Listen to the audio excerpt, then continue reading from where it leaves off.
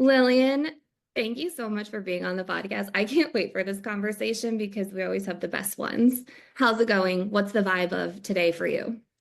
Thank you so much for having me, Katie. So excited to be here. I'm having the best week. I'm in the midst of honeymoon planning, which is so much fun. And I've just found like the perfect luxury villa for like a 10-day stay in December for our wedding. So I'm on a high today. That is amazing. Where are you going? Can we know? So we're going to manifest it together. Okay. We're going to the brand new Sandals Resort in St. Vincent and the Grenadines, and it's like completely modern, like just stunning beach, secluded jungle, like no one else is there, private, like a little overwater bungalow vibe, butler, room service, top tier liquor. Like that's the vibe. Of course, that's the vibe. That's like the standard. Of course, that's where you're going on It your is the same. honeymoon. I'm so excited. I knew I wanted something tropical, but December is kind of a weird time to travel, but I'm so excited. Yeah, that's going to be amazing. I'm so excited for you. Yay. And I'm also excited for the content. Right? Always content.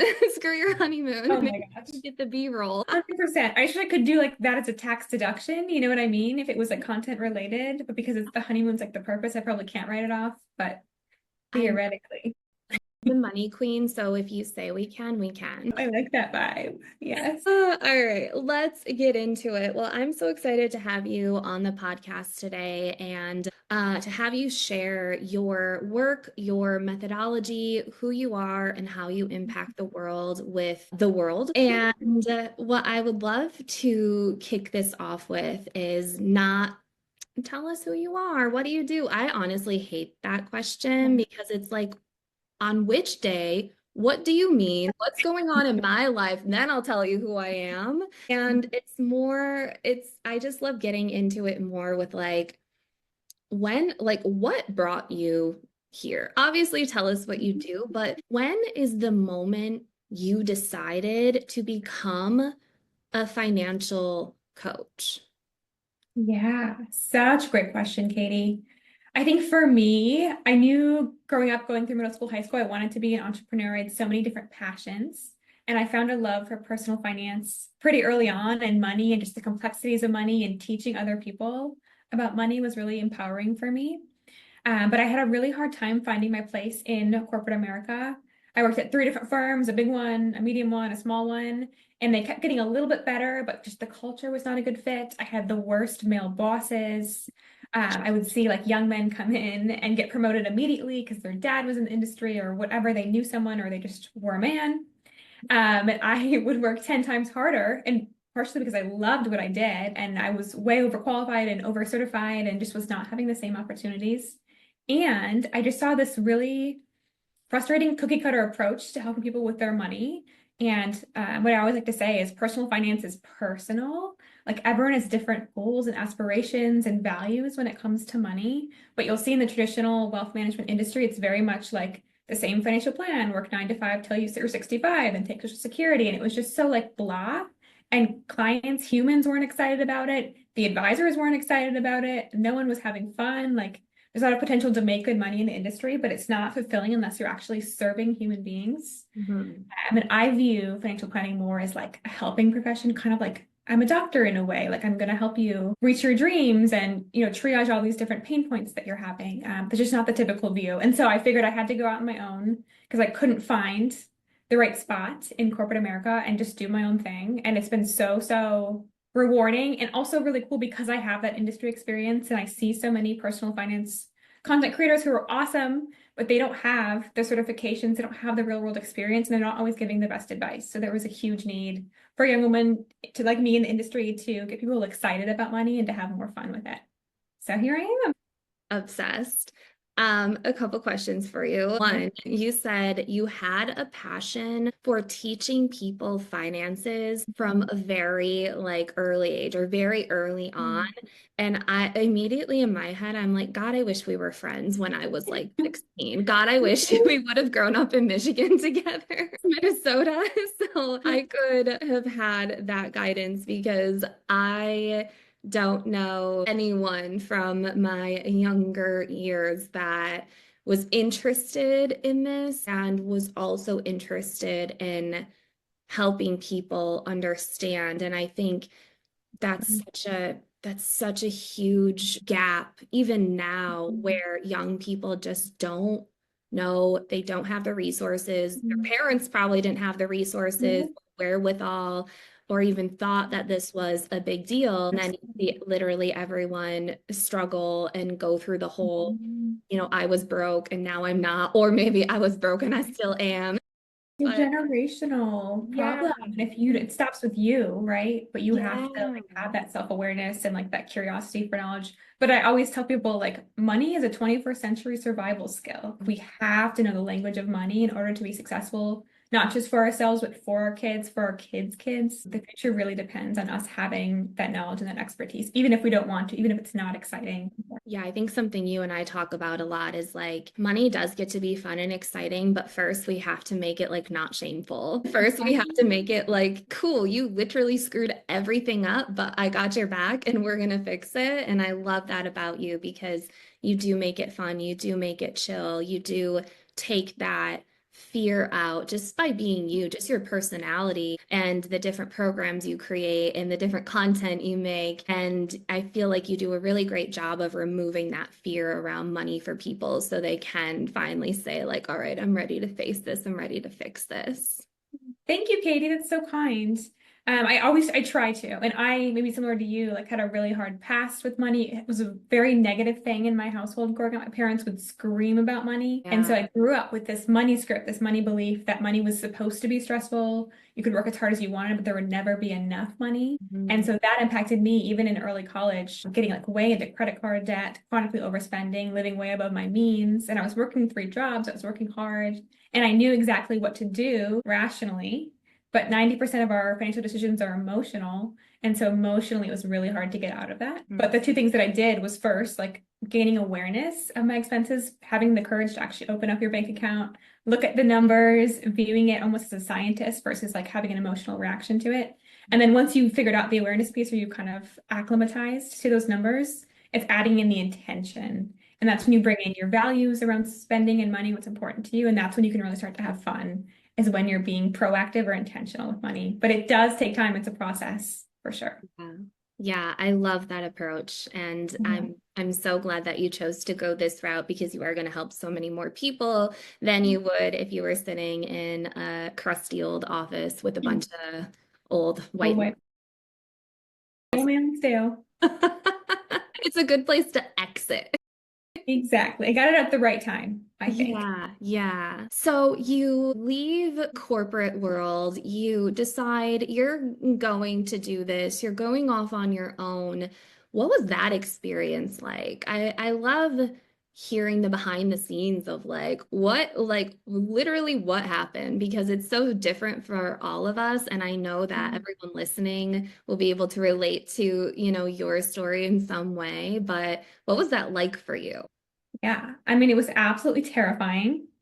So I left at the end of 2023 and filed my LLC, like officially kind of birthed my business into the world on January 5th of 2024. But March 14th of 2024 was like my official launch date to the world on social media. And so coming up on that date, now we're filming in early March here, or here, yeah. And I remember like that day, March 14th, very vividly, talking to kind of like my behavior change coach or my confidence coach and just like sobbing, like so much fear, so many emotions, like how is the public going to react? What are my friends going to think? What is my family going to think? I'd already gotten some kind of negative reactions earlier on when I first told them, but when you open it up to like extended family, it's like, what is their reaction going to be? Is anyone going to want to actually work with me? Is this actually going to work? Like, am I so crazy and delusional to take this huge leap of faith? So just all the feelings for sure. And I am a chronic planner. But it happened really fast. I almost call what I did like sudden entrepreneurship. I had wanted it for so long and I'd started writing a business plan back in 2022. But I kind of threw that entire thing out the window when I actually launched because it no longer applied to what I really wanted to be doing. So that was kind of cool though to have that approach of like literally creating as I go. And it was so counterintuitive to my normal style to approaching things, but it really grew me as a person. And I think too, the second thing I'll mention is like social media was pretty new to me at that point. I'd been a chronic stalker or viewer of social media, right? I'll go on every day. but I Mhm. would post maybe like 4 times a year and it'd be like, family vacation or whatever. So to go from that to posting every single day on Instagram was absolutely insane. And as somewhat of an introvert too, it felt really uncomfortable for me and just really like public, really visible. But it's also been really empowering and I've really enjoyed it. I don't think I expected to enjoy the content piece as much as I did, but it goes back to the teaching and I can educate people in a fun and entertaining and exciting way that they'll actually resonate with and learn something from. And so even if I never make a dollar from Instagram, like it's still so fulfilling just being on there and sharing my knowledge and my view on money with the world. So it's been awesome, but it's also been just the craziest roller coaster. The craziest, yeah. And Mhm. I am obsessed with your Instagram. I love all of your content. Everyone needs to go follow Lillian on Instagram because it is just so clear what you value in terms of your work in finances. And it's so fun. Like you have a great sense of humor, and I think that's definitely needed in that industry. So obsessed. Okay. Love, love, love, love this. And I've watched you not I it's not come out of your shell. You've been out of your shell. Like you're someone who like doesn't have a shell, but I Mhm. watched you evolve Yeah. into this person, this business owner that like it's like you are steadily just like going full conviction mode over and over and over and over again. And it's so beautiful to watch because most people look for like the quick fix, the fast wins, what am I going to do next? What am I going to do next? And you've always been someone who's really solid in like, this is the vision I have for myself. Mhm. Here's how we're going to do it. Like, what do we tweak? What do we change? Yeah. But you have always really held a firm belief in like the work that you do. Mhm. I don't think you've ever come to me and said, should I teach this? It's always Yeah. been, how can I best teach this? How can I best get this in front of the right people? And I think a lot of entrepreneurs could take some tips there because it's not about how do I sell this program? How do I sign this client? It's how do I help people best? And I Mhm. watch you do that with your content, with the different like events and things that you do, and then in your programs too. And so I've always really admired that about you. And that's why I know you're going to win and you're going to get on your Macy's Day float, Macy's Day Parade float, which is inside joke between Lillian and I, because that when I asked her what her goals were, that was one of them. And I'm like, soulmate. Thank you, Kate. That's so kind of you. Definitely big goals over here. And I do feel lucky that I've had this calling and like I've known what I wanted to do for a very long time now. That in itself is a blessing, the clarity, the conviction. But it's the how do I best help and how do I help younger people who probably don't have that like urgency around investing in retirement that someone in their 40s and 50s normally does. But I can just see like the game-changing potential if you start early on. Like the world is your oyster. You can do anything that you want. You can have anything in this world that you want to. You just have to start early. And so it's like, how do I share that message, And you've been awesome in helping that. So wouldn't be here without you. Oh, well, I love you so much. Let's get into how you actually do that now. I would love to talk about your methodology. So, we've worked together in different masterminds privately in the 3 by 10 certification program. Mhm. And what I see is, a lot of already really solid pieces coming together, creating your own signature methodology, which really is so unique because, like you said, we've talked about there's different financial coaches and mentors Yeah, and so many. personalities out there that are doing the best they can, but it's not necessary. Sometimes it's inaccurate information. Sometimes they're not like qualified to actually be Right. speaking on, Or um, it's really boring. or really boring. Yeah, like what and so I love that you come with this like fresh signature approach, and I would just love for you to share a little bit about like how your methodology came together and how it kind of plays into your brand now. Like what is your method? And for everyone listening, when I say method, it's it's the transformation that you help your clients with, and it's how you do it and how you do it best. So that's what makes it signature because nobody teaches money like Lillian. Nobody creates content like Lillian. Nobody serves their clients like Lillian because she has her own signature method. So I would love for you to just riff on that for us and tell us a little bit about like how it all came together and now how you use that in your day to day. Yeah. So a little bit of background first. One of the biggest problems I saw in the wealth management industry is that all these pale, mill, and stale 65-year-old financial advisors. Wait. That needs to be a bumper sticker or something. Pale, Yes. male, stale, dead. Okay. That's the industry. Yeah. And it was hard once I didn't see anyone that looked like me. But anyway, the point is they all have the exact same cookie cutter approach, right? And they're so focused on the numbers, the amount that's in your bank account, the tax returns, the whatever investment portfolio, like that number is so important to them. They're fixated on it. But it's like, what do you do when your client actually gets to that point when they amass millions of dollars? Like, what then? Because to me, money isn't the goal. Like you don't win the game of life by amassing the most amount of money possible. You win the game of life by like living the most and in alignment with your values and what's really important to you. And Yeah. so I saw a major need to help clients not only build wealth, but actually enjoy their money and align it with what matters most to them. And no other advisor I saw was really doing that type of work. And I've always like had this knack for just the emotional complexities of money beyond just the technicalities, the numbers, the data, whatever. Like there's so much more, the mindset of it. And so I knew I was different, Katie, but what I came looking for, the 3 by 10 program was like, how do I actually explain what I do? And who mainly do I serve? Because as like a helper, my goal is just to serve as many people as I can. It's all about impact for me, even more so than income. But it's like, how do I get clear on who my best fit for client is? I knew it was, someone in their 20s or 30s typically, who's, self-led, but it was like, what is that vision? And so I think the 3 by 10 certification really helped me it created a format, right, where I could fit all these pieces of the different things that I do and different parts of my method into like a succinct vision or a way to explain it with the world. And also it gave me a really easy formula for creating content and sharing these parts of my method that are different than other content creators. And one thing that really came out of that program for me was like, I want to help clients live a life now they never want to retire from. Because there's Ooh. nothing stopping you from living your best life now while also growing your wealth. I'm a huge believer of that.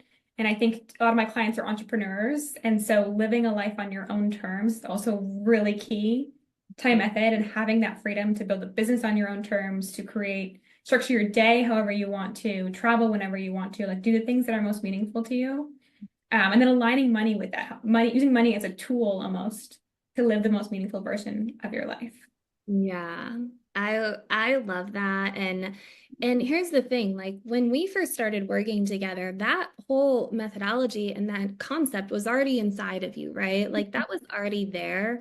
And this is what I noticed with a lot of people and why I created the 3 by 10 certifications because like you're so brilliant and you have all of these skills and sometimes you just don't know what the fuck to say to tell the rest of the world this is what I do. And so organizing it into a methodology isn't meant to like put your skills and all your magic in these boxes, but it's really meant for that clarity. And I'm really glad that's what you got from it. And I think, most people who go through this process of building out their method like this, that's like the number one thing, right? I think when we talk to the other girls in the certification, it's like, it's the clarity because like before, can you tell us a little bit about like before you had that clarity, especially when it came to like your content and like your Yeah. message, what were some of your biggest like irritations? Because it's almost like it's right on the tip of your tongue, but you don't necessarily know how to get it across in a way that someone feels. Yeah.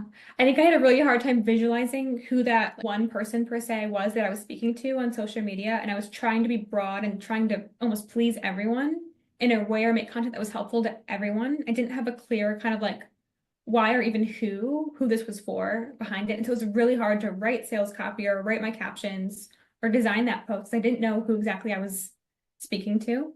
And so that was big. And then also like just feeling lost in the sauce with what am I going to say today? Like, what is my ideal client even struggling with? I didn't know because I didn't have that like clear vision of who that person was. And for me too, it was hard because in the wealth management industry, like it's very strict on who you can serve. Most of my clients had to have a certain level of income or net worth.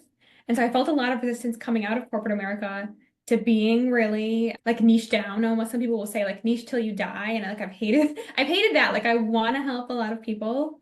And I think what you helped me with, Katie, is like I was stuck on the demographics, like the age, blonde mom, like whatever, the demographics. And it was really for me the psychographics. That was who I was speaking to. It's a certain mindset, a certain belief, or a way to approach life.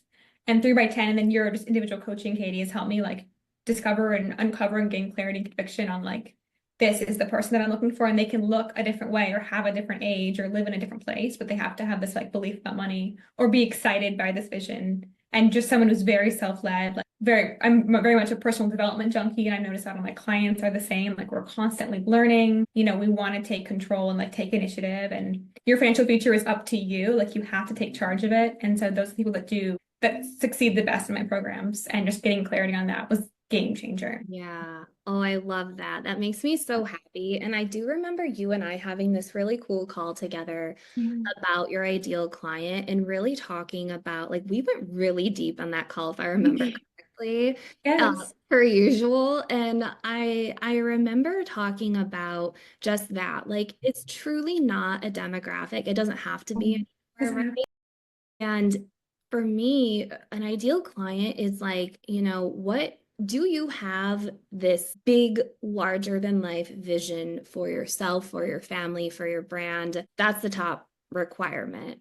And then it comes down to really like the characteristics and the values of the person. Because if I look at my programs, every single person is different. They are different ages, different backgrounds. Like we're all living different lives, but at the end of the day, we all want to build a brand that affords us a life that we're obsessed with. And that's like the requirement. And then, of course, it's like the leadership, being self-led, Yeah. having a sense of humor. Like you cannot be serious with me, or else you're going to be offended every day of your life. And I just love looking at your ideal client in that light. And I think this will be really helpful for a lot of people listening because the whole like ideal client avatar that we were all taught in the beginning, honestly, she doesn't even exist.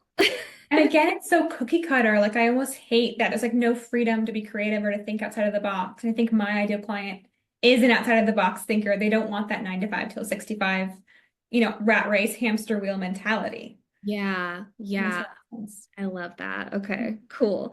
So all right, your methodology is fire, first of all. I'm obsessed with it. Every time I talk to you about your method or your programs or anything you have going on, it makes me like fall in love with money all over again. And as someone who has come from terrible debt, Mhm. terrible money mindset, treating money like absolute garbage to now having like a beautiful, juicy relationship with it, it Yeah. reminds me that I get to use my money that I was so blessed to create that relationship with, to live a life that I'm obsessed with, Yeah.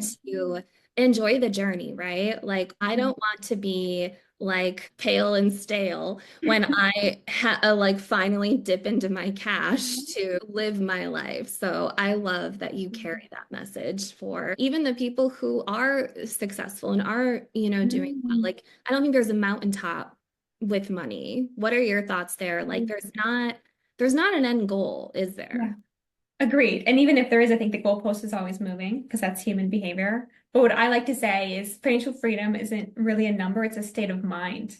And Hmm. we can embody parts of that vision now. We don't have to wait till 65, till 70 to live our best life and travel the world and do whatever it is that's really important to us.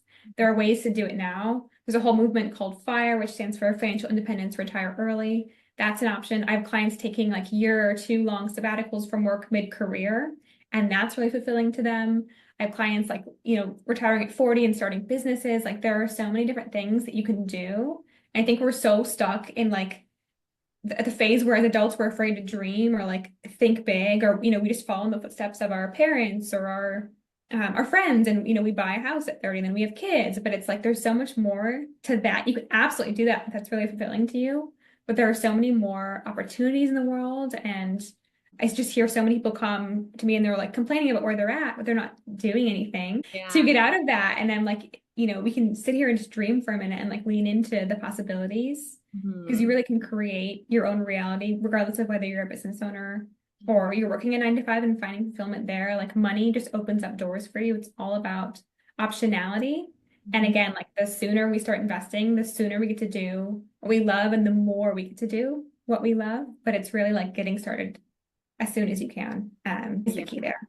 But yeah, that was a lot. Well, I'm all like leaned into the camera, like, yes, I love this. And it is, people, I find that people who are really unhappy, they're stuck on money. It's like their goal is to get unstuck. Their goal is to pay off debt. And you really do have to have a bigger dream to get to financial freedom, don't you? You really do have to see more for yourself, your family, your life to truly experience financial freedom. Because if you're unhappy, you're going right back into debt. You're going right back into poor habits. And when you really learn to love your life, and I think this is true with business, I think this is true with health, like you really do have to have a big old like God dream to go above and beyond like what you're just trying to get out of right now, and once you get out, like stay there. That's it, Katie. So when I see a lot of clients that come to me and they'll want a financial plan in back in the corporate America days, I'd give them a beautiful 30-page financial plan. And it would be like, okay, go and max out your 401k and contribute to your Roth IRA. And clients would come back to me a year later for like our annual review, whatever, and they wouldn't have done jack shit. And I'm like, it'd be like Groundhog Day. We're having the same conversations, like, oh, get an estate plan, get life insurance, and they wouldn't do anything. And what I realized is they didn't have this like emotional connection or this intrinsic why to actually take action with their money. There was no big dream that excited them enough to move. And so it was more comfortable to stay stuck in debt, not investing, keep, continuing to tell yourself, I'll do it next year, I'll do it whatever after I buy the home or get married or whatever, and then never getting around to it because there was no like excitement or I call it vigor almost for Mhm. life. And you need that to take like just supercharge your path to financial freedom or to make big moves when it comes to money. And I think too, to your point, like the mindset piece is so big. And if you're just having this negative relationship with money and treating it like it's a chore to open up your bank account and pay your credit card bills, like you're not going to attract and call more money into your life. And Yeah. having a big vision and leaning into that self-belief is going to create more money than you would even think. Like it's absolutely insane. Yeah, and I'm laughing so hard because, like, what would your previous employers say if you brought this to the table? If you were Oh. like, guys, we need to be bigger dreamers. We need to manifest. We need to They would, love our lives so we can have more money. They'd be like, yeah. you're off your rocker, you're fired, They right? would submit me to like a mental health institution. But it's funny, Katie, like I get more woo-woo with money every single day. I used to live in this very technical world because I had to in corporate America. And now it's like we can create as much money as we want. When we live our authentic lives, like money flows to us.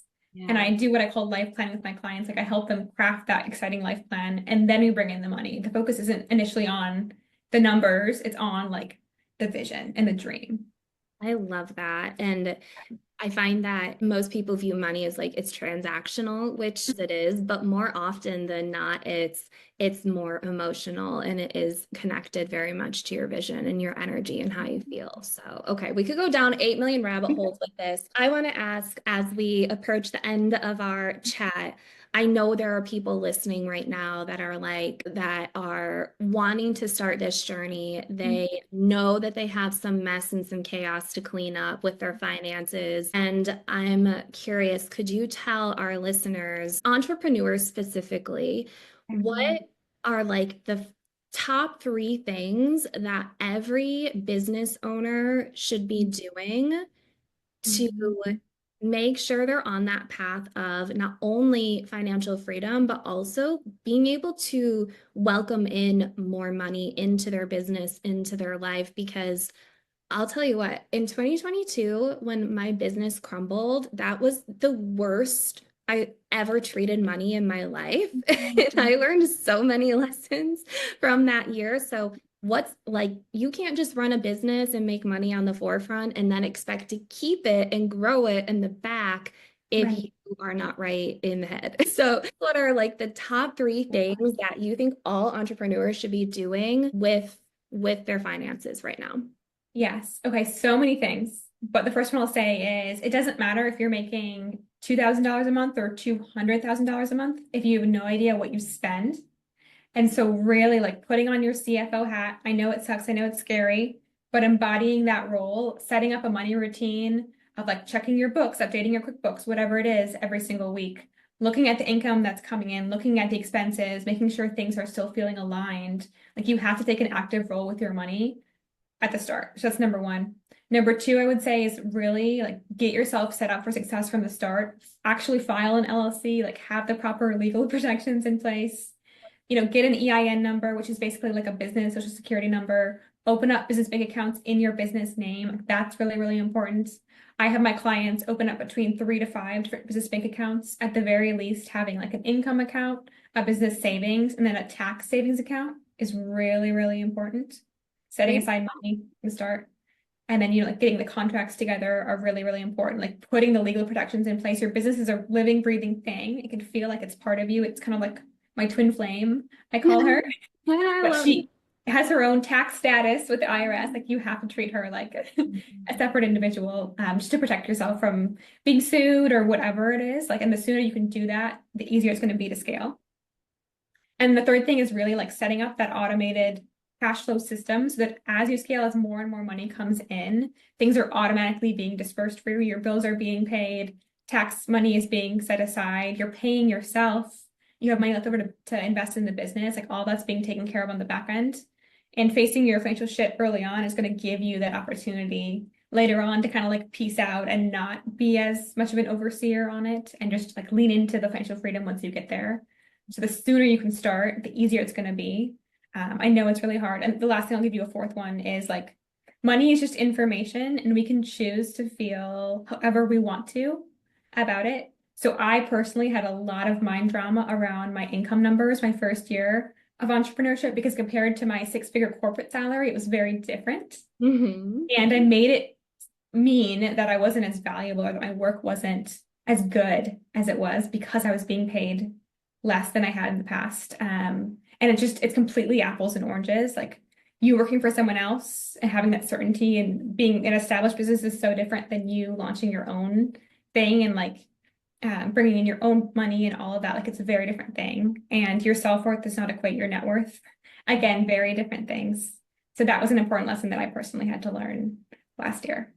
Yeah. But I just put it up on our website. I have a free set yourself up for success 30-day business owner checklist that Ooh. anyone can download if they want to with some of these steps on there. Yeah, we'll put it in the show notes because that was my next question. I know Yeah. there are going to be people listening to this that are like, I need to do one or all of those things. How do I Mhm. get started? How can people work with you or utilize your resources so that they can get started? What would you recommend? We have the checklist we'll put in the show notes. What else do you have going on? Yeah, so I have two courses. One's about to launch in 2 weeks called Survive to Thrive, and that one really is a business finance boot camp for new or new to business finance entrepreneurs. It takes about a month to go through. It's really quick and easy and fun. It's kind of like you're almost waterboarding yourself with all this information, but it's like in a quick and dirty manner that you're actually like, like you're absorbing it, right? It's not just like it can be a little bit overwhelming, but it's Yeah. absorbable. I have like really fun exercises and worksheets that accompany the videos. So Yeah. that's going to be online very, very soon. And then if you are more in the beginner phase and still figuring out kind of your expenses and mastering your budget or your spending plan, I have a really cool course called Expense Expedition. And then I have my one-on-one coaching program called Financial Life Design, which is the best way to get the highest access to me and the most personalized guidance. And you can find that on my website as well, or my Instagram at Miss Lillian Hope. Yeah, everyone go follow Lillian on Instagram. We'll put all those links in the show notes because Perfect. this is really important work. And if anyone's gonna help people do this in the most fun way, it's gonna be you. I'm dying right now at fun waterboarding. And I You also will do it. love that because you know me, I'm like, make me do it, shame me, like, let's freaking go. And I'm just obsessed with the vibe. All of Lillian's programs are so fun. It's a freaking adventure. They're all literally themed as Yeah. adventurous programs. And I'm just obsessed with it. There's nothing boring. There's nothing pale male stale about Yeah. you at all. And I can't wait for everyone to discover the internet's best kept financial secret and blow up their finances this year because this is a huge part of it. It's not talked about enough. And I just can't wait for people to unlock even that feeling of, oh, Mhm. I can breathe. Oh, I know I can do this. This doesn't have to be messy. The IRS doesn't have to be after me. Like, this is fine. Everything's fine. I love that, Katie. Money gets to be fun and money gets to be easy, but you have to put in the work to get there. But you're so, so capable of it, I promise you. I love it. Okay. Well, any final words for our listeners before we wrap up? Ooh, last words. Any last words? No, but I maybe I'll say like regardless of where you're starting from or what your past is with money, like you are so so capable of reaching financial freedom. I truly believe it's possible for everyone, and it's so much easier to build wealth than we think. We have a lot of mind drama or like money scripts or beliefs that make it feel really really hard. And I do think like the investment industry wants to make it complex on you. All those pale male and stale guys use all the jargon and the fancy terminology, but at the end of the day, it's really easy. You just need like a guide to show you. And so I just urge you to seek support, whether it's reading personal finance books on your own, listening to podcasts, reaching out to a coach. Like it's so worth the investment. But I thank you, Katie. This was awesome. Thank you. This is my favorite. Okay, Yeah. everyone go follow Lillian on Instagram, get in all of her programs, and you will thank yourself later, and so will your bank account. Yep.